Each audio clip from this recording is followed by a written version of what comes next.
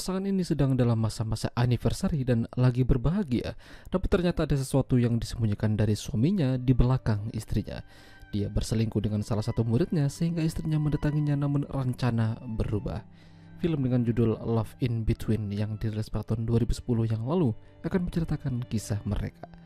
Seorang wanita bernama Soo-young malam itu berada di sebuah tempat yang sudah dipesan oleh suaminya. Di sanalah mereka akan merayakan anniversary yang ke-15 tahun. Mereka mengundang teman dan makan bersama hingga minum-minum sampai teler. Begitu mereka pulang, Soo-young dan suaminya yang bernama Ji-seok langsung melakukan begituan secara brutal. Ya, lebih baik kalian tonton sendiri aja filmnya, karena banyak buka-bukaannya.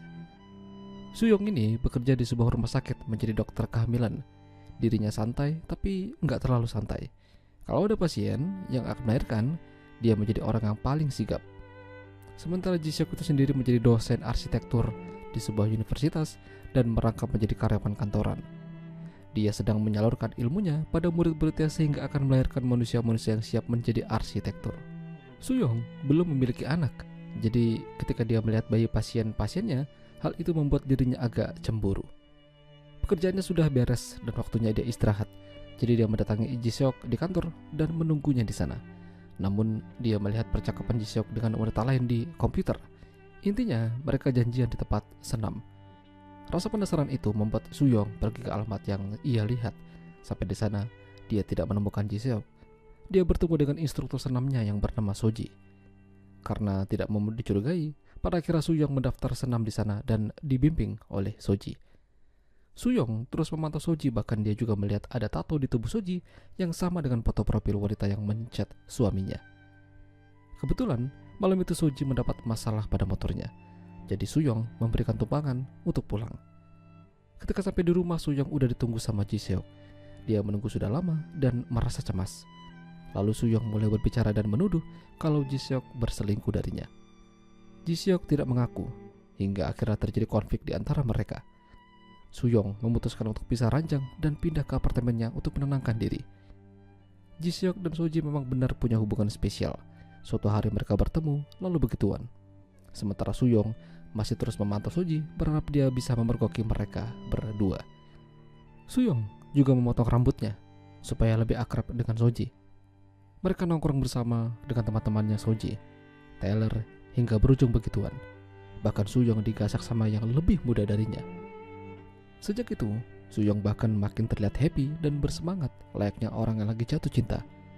Masalahnya, dengan siapa dia jatuh cinta? Dengan pria yang main dengannya atau dengan Soji? Mereka makin akrab. Soji mengajak Soo-young ke rumah sambil curhat masalah hubungannya dengan pacarnya. Soji mengatakan kalau dia punya pacar namun udah jadi suami orang. Soji belum tahu kalau Soo-young lah istri dari pacar tersebut. Awalnya, Soji dan Ji-seok kenal saat mereka masih menjadi guru dan murid. Mereka bertengkar, saling ejek, hingga terjadi percikan cinta di antara mereka sampai sekarang. Soo-young menahan rasa amarah setiap kali Soji membahas hubungannya dengan Ji-seok. Meski begitu, Soji dan Soo-young makin kesini juga memiliki hubungan yang agak berbeda. Mereka jalan-jalan menginap di hotel bagaikan pasangan kekasih. Sejak itu, Soji makin condong ke Soo-young dibandingkan Ji-seok. Mereka pada akhirnya memiliki masalah. Ji-seok merasa akhir-akhir ini Soji susah untuk dihubungi. Karena hal itu, Ji-seok kini sementara kembali bersama Soo-young. Suatu hari Soo-young dapat telepon dari Soji, katanya dia sedang tidak baik-baik saja. Perutnya terasa sakit, namun Soo-young belum bisa mendatanginya karena sedang makan bersama dengan Ji-seok. Tapi di sana, dia mulai mempertanyakan hubungan mereka. Sepertinya tidak akan sama lagi. Soo-young lalu mendatangi Soji menolongnya dan membawanya ke rumah. Ternyata dia hamil.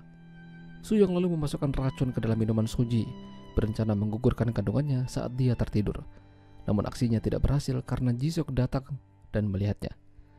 Di sini pada akhirnya semua terbongkar. Soji baru sadar kalau Soo-young adalah istri dari Ji-seok. Begitu juga dengan Ji-seok, tidak menyangka kalau dia kenal dengan Soji.